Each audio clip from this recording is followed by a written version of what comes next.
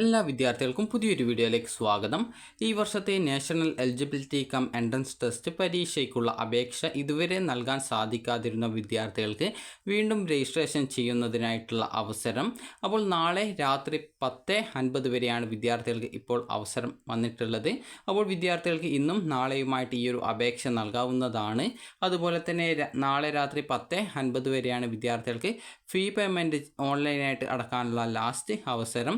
അപ്പോൾ ഇതുവരെ അതായത് ഈ ഒരു നീറ്റ് എക്സാമിനേഷന് അപേക്ഷ നൽകാൻ സാധിക്കാതെ ഇരുന്ന വിദ്യാർത്ഥികളുടെ അഭ്യർത്ഥന മാനിച്ചിട്ടാണ് ഈ ഒരു ഡേറ്റ് ഇപ്പോൾ എക്സ്റ്റെൻഡ് ചെയ്തിട്ടുള്ളത്. അതായത് ഈ ഒരു ഡേറ്റ് ഇപ്പോൾ നീട്ടിയിട്ട് തന്നിട്ടുള്ളത്.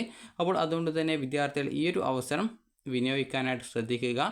നിങ്ങൾക്ക് +2 ശേഷം BSc അഗ്രികൾച്ചർ, അതുപോലെ തന്നെ BSc നഴ്സിംഗ്, അതായത് മിലിറ്ററി നഴ്സിംഗ് സർവീസസിൽ BSc നഴ്സിംഗ്, അതുപോലെ മറ്റ് സംസ്ഥാനങ്ങളിൽ ഈ ഒരു നീറ്റ് പരീക്ഷയിൽ ക്വാളിഫൈ ചെയ്താലാണ് ഈ ഒരു BSc നഴ്സിംഗിലേക്ക് അഡ്മിഷൻ നൽകുന്നത്.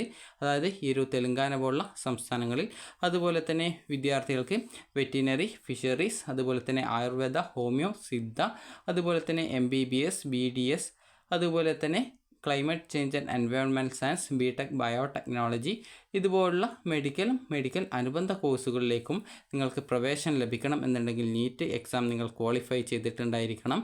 അപ്പോൾ വിദ്യാർത്ഥികൾക്ക് നിങ്ങളുടെ ലാംഗ്വേജിൽ ഈ ഒരു എക്സാം എഴുതുന്നതിനായിട്ട് സാധിക്കുന്നതാണ്.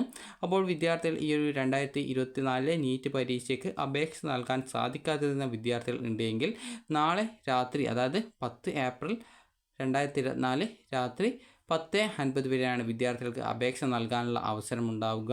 11:50 വരെ ഈ ഒരു അപേക്ഷ നൽകുന്ന വിദ്യാർത്ഥികൾക്ക് ഓൺലൈനായിട്ട് ഫീ പേയ്മെൻറ്റ് ചെയ്ത് ആപ്ലിക്കേഷൻ കംപ്ലീറ്റ് ചെയ്യുന്നതിനുള്ള അവസരം ഉണ്ടായിരിക്കുന്നതാണ്.